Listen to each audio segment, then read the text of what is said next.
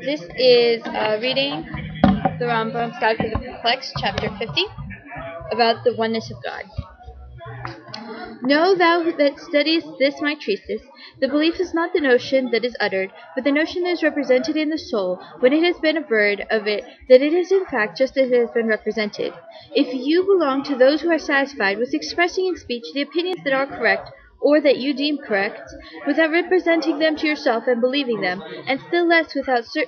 seeking certain knowledge regarding them, then you take a very easy road. In accordance with this, you will find many stupid people holding to beliefs to which, in their representation, they do not attach any meaning whatever. If, however, you belong to those whose aspirations are directed towards ascending to that high rank, which is the rank of speculation, and to gaining certain knowledge with regard to God's being one by virtue of true oneness, so that no composition whatever is to be found in him, and no possibility of division in any way whatever, then you must know that he, may he be exalted, has in no way and in no mode any essential attribute, and that just as it is impossible that he should be a body,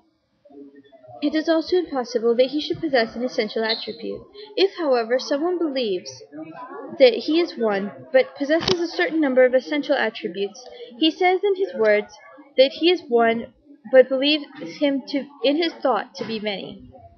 This resembles what the Christians say, namely that he is one but also three, and that the three are one. Similar to this is the assertion of him who says that he is one but possesses many attributes, and that he and his attributes are one, while he denies at the same time his being corporeal and believes in his absolute simplicity, as if what we aimed at and investigated were what we should say and not what we should believe.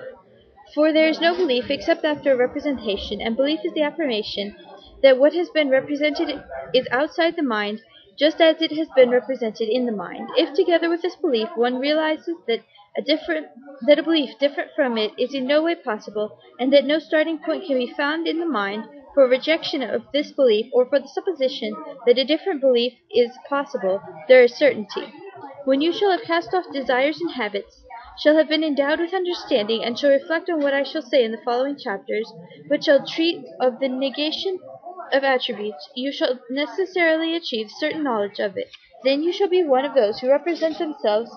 the unity of the name, and not one of those who merely proclaim it with their mouth without representing to themselves that it has a meaning. With regard to men of this category, it is said, "Thou art near in thy mouth, and